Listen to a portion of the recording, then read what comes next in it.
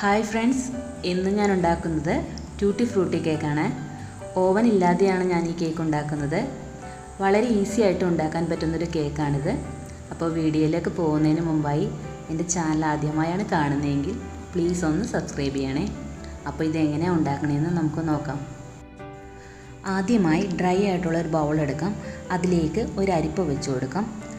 എന്നിട്ട് അതിലേക്ക് 1/2 കപ്പ് മൈദപ്പൊടി ചേർത്ത് കൊടുക്കാം, അതായത് 125 ml. പിന്നെ അതിലേക്ക് 1/2 ടീസ്പൂൺ ബേക്കിംഗ് പൗഡർ, 1/4 ടീസ്പൂണിൽ താഴെ ബേക്കിംഗ് സോഡ, പിന്നെ ഒരു നുള്ളുപ്പ്. പിന്നെ അതിലേക്ക് 1 ടേബിൾ സ്പൂൺ മിൽക്ക് പൗഡർ. അതുണ്ടെങ്കിൽ ചേർത്ത് കൊടുത്താൽ മതി, ഇല്ലാന്നുണ്ടെങ്കിൽ അത് സ്കിപ്പ് ചെയ്യാം. എന്നിട്ട് ഇത് 3 തവണ നന്നായിട്ട് അരിച്ചെടുക്കാം.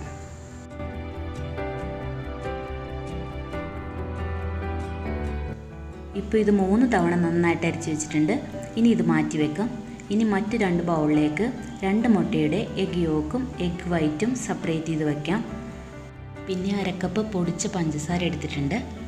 ഇനി എഗ് വൈറ്റിലേക്ക് 2 ടേബിൾ സ്പൂൺ പൊടിച്ച പഞ്ചസാര ചേർത്ത് കൊടുത്തിട്ട് ബീറ്റ് ചെയ്ത് കൊടുക്കാം. എഗ് യോക്കും എഗ് വൈറ്റും സെപ്പറേറ്റ് ചെയ്ത് കേക്ക് ഉണ്ടാക്കുമ്പോൾ കേക്ക് നല്ല സോഫ്റ്റ് ആയിരിക്കും.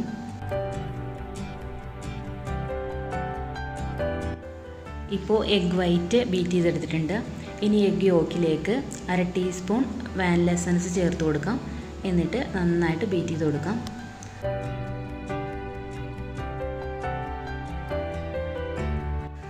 ബാക്കിയുള്ള പഞ്ചസാര ചേർത്താണ് ബീറ്റ് ചെയ്യുന്നത്. ഹൈ സ്പീഡിൽ തന്നെ ഇട്ട് നമുക്കിത് ബീറ്റ് ചെയ്തെടുക്കാം.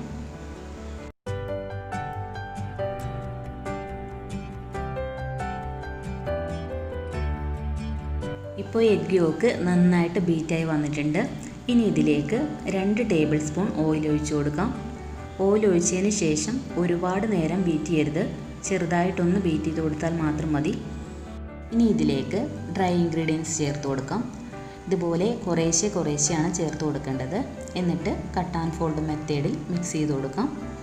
ഒരുപാടിട്ട് കുത്തി ഇളക്കരുത്, അതൊന്ന് പ്രത്യേകം ശ്രദ്ധിക്കണം കേട്ടോ.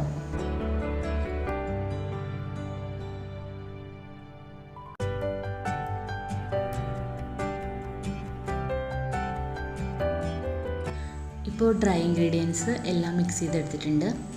ഇനി എഗ് വൈറ്റ് ഇതുപോലെ ചേർത്ത് കൊടുക്കാം. കുറച്ചായിട്ട് ചേർത്തിട്ട് ഇതുപോലെ മിക്സ് ചെയ്ത് കൊടുക്കാം.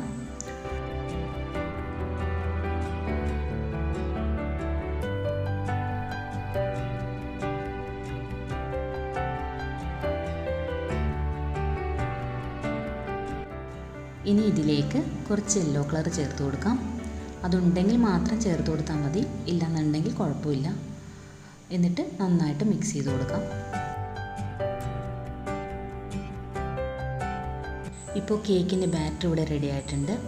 ഇനി ഒരു പാത്രത്തിൽ കുറച്ച് ടൂട്ടി ഫ്രൂട്ടി എടുത്ത് വെച്ചിട്ടുണ്ട്. അതിനകത്തേക്ക് കുറച്ച് മൈദപ്പൊടി ചേർത്തിട്ട് മിക്സ് ചെയ്ത് കൊടുക്കാം. എന്നിട്ട് കേക്ക് ബാറ്ററിലേക്ക് ഇട്ട് കൊടുക്കാം. അതിനുശേഷം ചെറുതായിട്ടൊന്ന് മിക്സ് ചെയ്ത് കൊടുക്കാം. ഇനി 6 ഇഞ്ചിൻ്റെ ഒരു പാത്രത്തിൽ ബട്ടർ പേപ്പർ ഇട്ട് കൊടുത്തിട്ടുണ്ട്. അതിൽ ചെറുതായിട്ടൊന്ന് ഓയിൽ സ്പ്രെഡ് ചെയ്തിട്ട് അതിനകത്തേക്ക് ഈ കേക്ക് ബാറ്റർ ഒഴിച്ചു കൊടുക്കാം.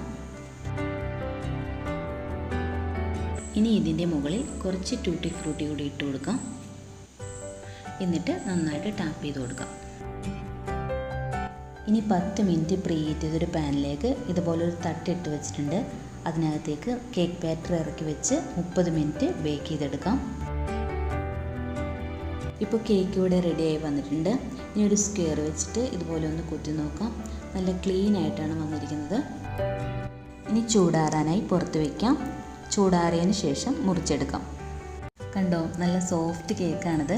അപ്പോൾ ഇതെല്ലാവരും ഒന്ന് ഉണ്ടാക്കി നോക്കണം. ഉണ്ടാക്കി നോക്കിയിട്ട് ഫീഡ്ബാക്ക് കമൻസിൽ അറിയിക്കണം.